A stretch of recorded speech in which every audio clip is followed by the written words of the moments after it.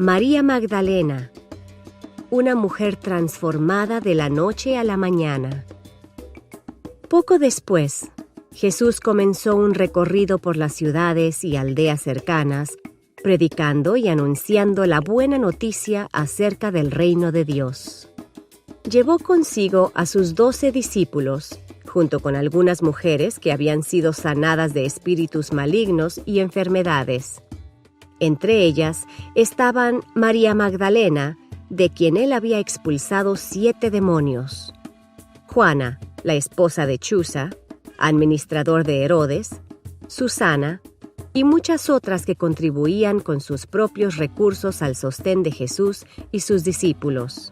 Muy temprano por la mañana, los principales sacerdotes y los ancianos del pueblo se juntaron nuevamente para tramar de qué manera ejecutar a Jesús.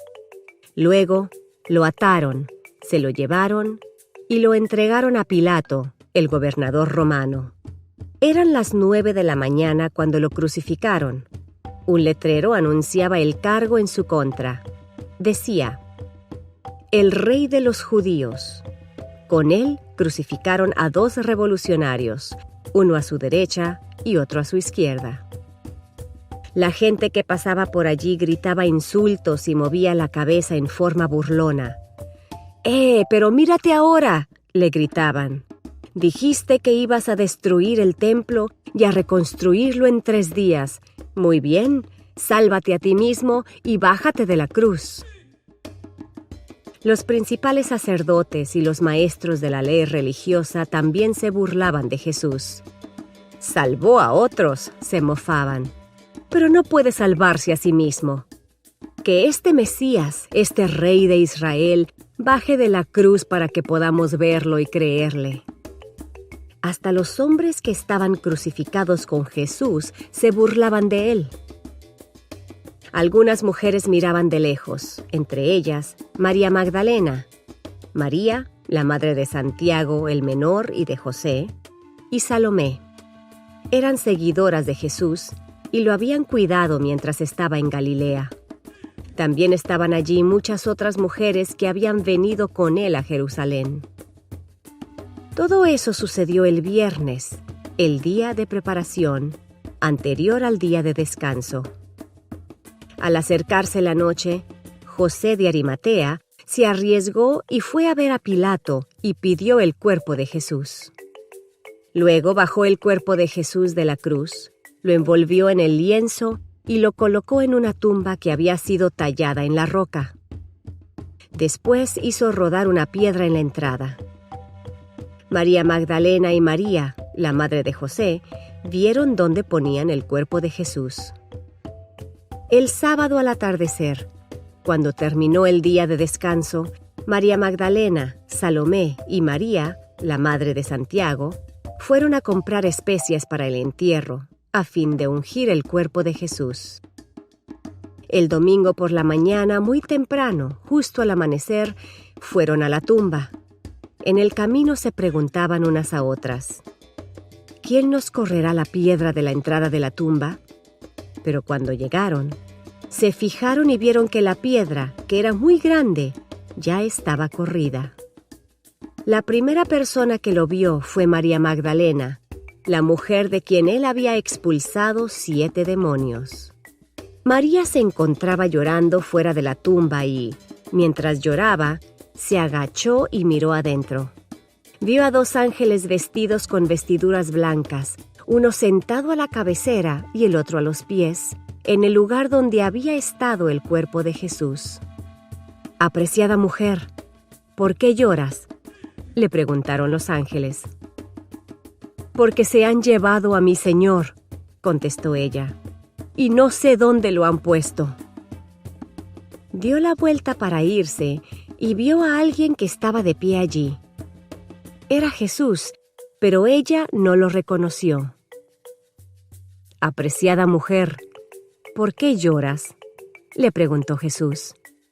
«¿A quién buscas?». Ella pensó que era el jardinero y le dijo: «Señor, si usted se lo ha llevado, dígame dónde lo puso y yo iré a buscarlo». «María», dijo Jesús.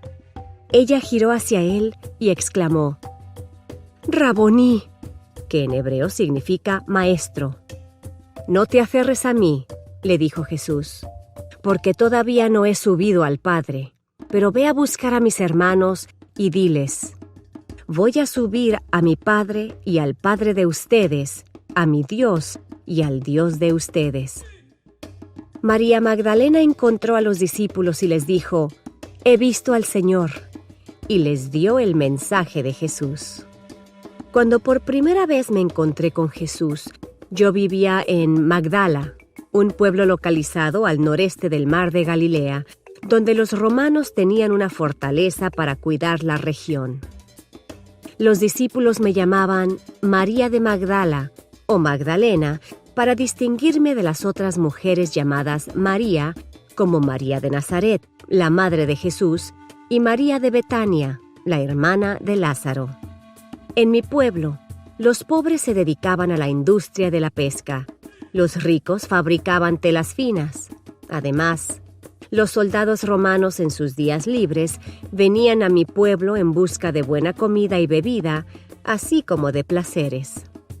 Eso le daba a mi pueblo una fama especial. Tuve la oportunidad de tener recursos financieros suficientes gracias a mi familia. Recuerdo que fue uno de mis familiares quien me llevó casi arrastrando para ver si Jesús podía hacer algo por mí, pues yo estaba poseída por 7 demonios. Según los que dicen que saben de demonios, hay 3 grados de acción de los demonios: opresión, obsesión y obstinación o posesión. Yo había ascendido todos los grados. Estaba sujeta y controlada por 7 espíritus que me afligían y me atormentaban física, mental y espiritualmente. A veces me sentía sorda, ciega y sin control sobre mis manos y mis pies.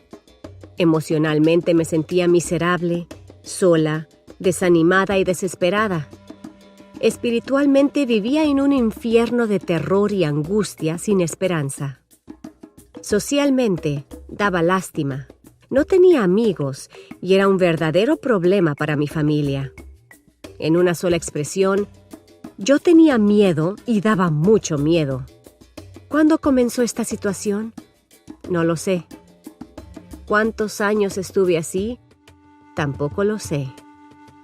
Lo que sí sé es que aquel día, postrada como un animal salvaje a los pies de Jesús, Él me llamó por mi nombre, María.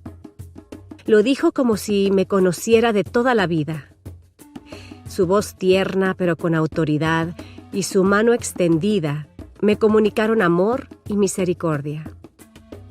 Las lágrimas comenzaron a caer por mi rostro deformado por el miedo y el dolor, y de pronto mis ojos se encontraron con los de Jesús y una sonrisa iluminó mi rostro. Él me sonrió tiernamente y poco a poco sentí que mis hombros se enderezaron, mi cabeza se levantó y mientras la multitud miraba conmocionada y maravillada, me puse de pie frente a este hombre de Nazaret. Luego caí de rodillas ante él, entregada a la adoración total. Había encontrado al Señor de mi vida. Ahora era una nueva criatura en Cristo Jesús. Desde ese momento, supe que lo iba a seguir y servir el resto de mi vida como gratitud por esta nueva vida abundante que me había dado. Los 4 evangelios me mencionan cuando hablan sobre la tragedia de la muerte del Señor Jesús en la cruz. Yo estaba allí, parada frente a Él, junto con su madre y otras mujeres. Cuando la multitud se agolpó, nos alejamos un poco, pero nunca perdimos de vista al Maestro. Nadie, a excepción de su madre, lo amaba más que yo. Él había hecho mucho por mí. Cuando José de Arimatea y Nicodemo lo bajaron de la cruz y prepararon su cuerpo para la sepultura, yo estaba ahí observando todo. La mañana siguiente, María de Nazaret y yo, con otras mujeres, corrimos por las silenciosas calles de Jerusalén hacia su tumba. Debajo de un brazo llevaba un paquete de especias aromáticas y una caja que contenía frascos de aceite y agua de rosas. Con el otro brazo ayudaba a María, la madre de Jesús. En el jardín, el camino a la tumba era estrecho y tuvimos que caminar en fila, una tras otra. Yo iba adelante para mirar los lugares de peligro en el camino y apartar las piedras donde María de Nazaret pudiera tropezar. También iba adelante para enfrentar primero al grupo de la guardia romana estacionada en la tumba. Mientras avanzábamos, una de las mujeres preguntó: ¿Nos permitirán entrar a la tumba? Yo estaba decidida. Dije con firmeza: nos enfrentaremos con ellos a su debido tiempo. Pero entonces vimos que alguien había movido la piedra. Yo concluí que sin duda alguien se había llevado el cuerpo del Señor. No pude seguir caminando. Me senté sobre una piedra y me puse a llorar tratando de imaginar quién se podría haber llevado a mi amado Señor. Desde donde estaba podía ver la tumba y con lágrimas en los ojos miré adentro y vi a 2 seres vestidos de blanco. De repente escuché: «Apreciada mujer, ¿por qué lloras?» «Porque se han llevado a mi Señor», contesté, «y no sé dónde lo han puesto». No hubo respuesta, así que pensé que estaba imaginando cosas. Decidí irme a casa, pues mis amigas ya se habían ido. Una voz que no pude reconocer me dijo de nuevo: «Apreciada mujer, ¿por qué lloras? ¿A quién buscas?» Pensé que era el jardinero y le dije: «Señor, si usted se lo ha llevado, dígame dónde lo puso y yo iré a buscarlo». De repente, la misma voz que una vez me había llamado por mi nombre cuando había expulsado de mí a los demonios, la voz que yo había escuchado muchas veces, me dijo: «María». Di la vuelta para ver si era él. ¡Oh, sorpresa! Era Jesús. Me puse de rodillas y grité emocionada: «Maestro, mi querido maestro». Enseguida, Jesús me dijo: «Ve a buscar a mis hermanos y diles: voy a subir a mi Padre y al Padre de ustedes, a mi Dios y al Dios de ustedes». Entendí que Jesús quería que yo, además de adorarlo, fuera a cumplir con la misión de dar a otros la buena noticia de su resurrección, y así lo hice. María Magdalena ha sido juzgada indebidamente a lo largo de la historia. Los relatos de los evangelios solo dicen que María Magdalena tenía 7 demonios. Sin embargo, la tradición y la imaginación la han identificado con la mujer de mala vida mencionada en Lucas capítulo 7, versículos 37 a 38, quien lavó los pies de Jesús con un perfume extravagante y luego los secó con sus cabellos. Otros la han asociado con la mujer que fue sorprendida en adulterio e iba a ser apedreada cuando Jesús la salvó. Sin embargo, lo que la Biblia dice de ella y sobre el milagro de su salvación y nueva vida es suficientemente claro, pues tenía 7 demonios. Luego fue una de varias mujeres que acompañaron a Jesús hasta la crucifixión y fue escogida como la primera testigo de la resurrección del Señor Jesús. De su poderosa historia de transformación, podemos aprender cómo ser más reales, relevantes y radicales en nuestras vidas hoy.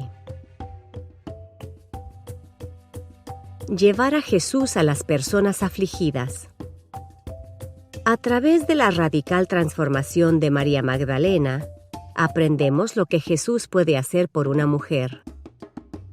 Cuando Jesús la conoció por primera vez, era un alma afligida y atormentada.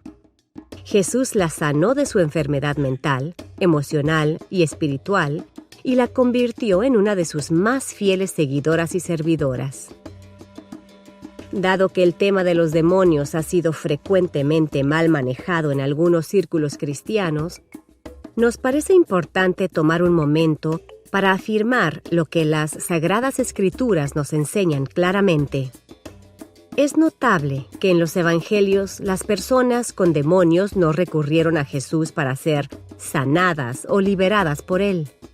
Alguien tuvo que llevarlas o el encuentro fue accidental. Muchas veces es Jesús quien llama o se acerca a las personas poseídas por los demonios mientras ellas gritan en su contra. Cuando esto ocurre, los demonios reconocen la presencia de Jesús y gritan o hacen estremecer a la persona que los posee. Una palabra de advertencia: a menos que Jesús habite en una persona, la liberación, por esfuerzo propio, puede causar un problema aún más grande. Pero no se preocupe, un cristiano no puede ser poseído por demonios porque pertenecemos a Dios y el Espíritu Santo que vive en nosotros es más poderoso que el espíritu del mundo. Dicho eso, creemos que Dios sana y Él puede usar muchos medios como las nuevas medicinas y la psicoterapia, así como medios directos como la intervención en oración. A menudo, Dios sana usando una combinación de los tres medios. El único punto que queremos remarcar aquí es que algún pariente de María Magdalena hizo lo único que alguien puede hacer: llevar a la persona afligida a alguien que puede ayudarla. Es una locura común entre cristianos pretender hacer algo que aún el ángel más inteligente temería hacer. Aquellos de nosotros que no estamos capacitados para comprender la mente y las emociones humanas, no deberíamos instar a alguien con un indicio de enfermedad mental o emocional a curarse por sí mismo o hacerle creer que nosotros podemos ayudarlo si tiene fe. Lo más que podemos hacer es llevarlo ante Jesús e interceder por esa persona. Tanto hoy como en los días de María Magdalena, Jesús puede y quiere transformar la vida de las personas afligidas para convertirlas en una nueva creación. Expresar nuestra gratitud por la manera en que Jesús nos ha salvado. Una vez que María Magdalena fue sana y salva, puso en práctica su fe al seguir y servir a Jesús con todos sus bienes materiales y al dar testimonio a otros de su muerte y resurrección. Es hermoso cuando una persona liberada por Cristo solamente desea ser un fiel seguidor y servidor del Señor el resto de su vida. De esta historia de María Magdalena, aprendemos lo que una mujer puede hacer por quien ha hecho tanto por ella. Sin lugar a duda, hay muchas y variadas formas en las que una mujer convertida y consagrada puede servir al Maestro. La gratitud y el amor se demuestran en obras de servicio a Cristo y a otros hasta el límite de nuestra capacidad, dando testimonio diariamente del poder del Cristo resucitado. Puede ser que lo mismo que le pasó a María Magdalena le ocurra a usted y que otros malinterpreten sus motivos para seguir a Jesús. No se rinda, siga siendo fiel. Escuchar la voz de Jesús cuando nos llama por nuestro nombre. Frente a la tragedia o las dificultades, es posible que sintamos la tentación de creer que la oscuridad es más fuerte que la luz y por eso, que es mejor desistir. Sin embargo, así como Jesús llamó a María por nombre, también nos llama a nosotros. A través de la Biblia tenemos muchos ejemplos en los cuales el Señor llamó a las personas por su nombre. Recordemos a Adán, Abraham, Jacob, Moisés, José el carpintero y Pablo. Jesús no discrimina entre hombres y mujeres para que sean sus seguidores y servidores. Tuvo a los 12, pero también permitió que varias mujeres estuvieran con él y lo sirvieran. Jesús desea relacionarse con cada uno de nosotros por nuestro nombre. Es una relación personal, íntima y única.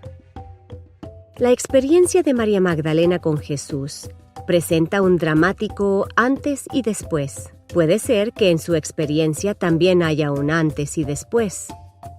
escriba brevemente cómo era su vida antes de conocer a Jesucristo. Luego escriba cómo y dónde se encontró con Él y cómo ha sido su vida después de ese encuentro. Tenemos que recordar que al compartir con otros nuestro testimonio, no es necesario relatar cada detalle de nuestra vida pasada ni caer en lo morboso. Al contrario, hablemos con gratitud de la obra restauradora de Jesús en nuestra vida. La Biblia dice: todo el que pertenece a Cristo se ha convertido en una persona nueva. La vida antigua ha pasado, una nueva vida ha comenzado. ¿Con quién le gustaría compartir su testimonio?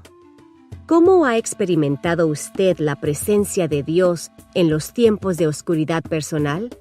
Comente 1 o 2 ejemplos.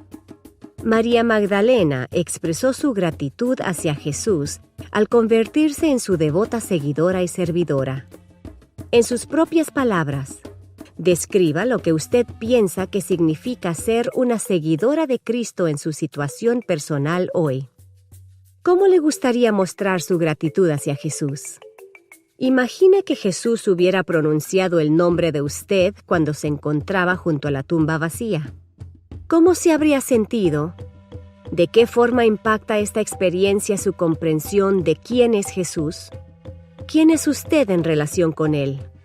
Converse con los miembros de su grupo y escuche lo que le compartan. María Magdalena encontró a los discípulos y les dijo: «He visto al Señor», y les dio el mensaje de Jesús. Si te gustó el video, deja tu like, puedes disfrutar de más audiolibros o echarle un vistazo a los videos con testimonios. Subimos devocionales, películas y más recursos. Todo con el objetivo de que más gente conozca y disfrute la comunicación con Dios.